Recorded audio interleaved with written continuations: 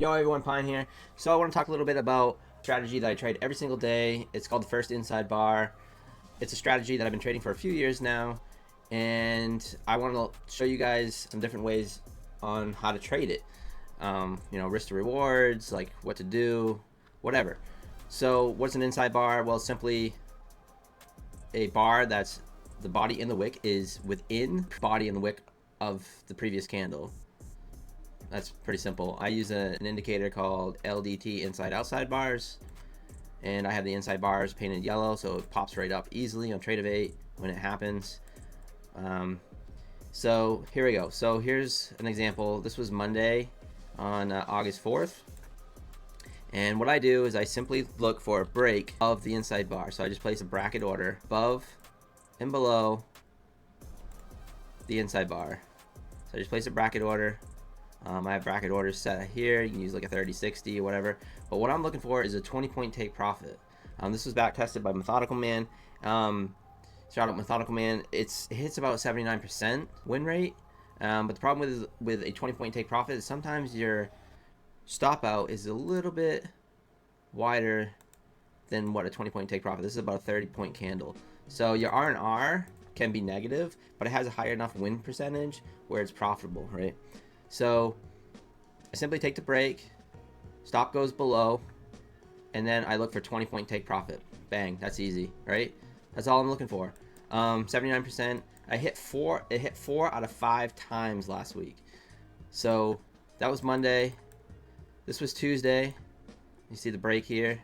This was just a ripper. This went for, you know, 200, well, more than that. I mean, you could have swing traded that one, probably 400 points or something like that. This was Wednesday. You see this was a ripper too. This started the trend day as well. He took the break. It just trended the rest of the day. The only day it did not work was Thursday. Interesting enough, it actually worked on MNQ. So if you were looking at MNQ on Wednesday, it actually worked. So this is the bar on MNQ. Yeah, it actually worked, but on NQ it did not work. And then Friday, another banger trade. Possibly went about 67 points before it actually came back down to the stop loss. So a few ways to trade it. You can trade it 20-point take profit, stop goes below.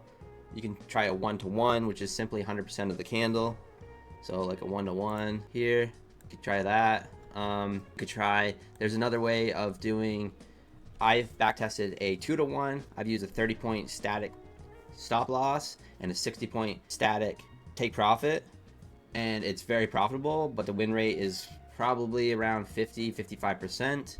And I think psychologically it's better off, like for me psychologically, it's as a day trader, having a profitable higher win rate is way easier on me mentally than a 50% win rate, even though it is profitable. But that's just me mentally. I don't know. I just like having a higher win rate as long as it's profitable, right? I mean, you can have a very high win rate and have a unprofitable strategy, if that makes sense. So, anyways, just a quick video. I hope you guys are having a good weekend.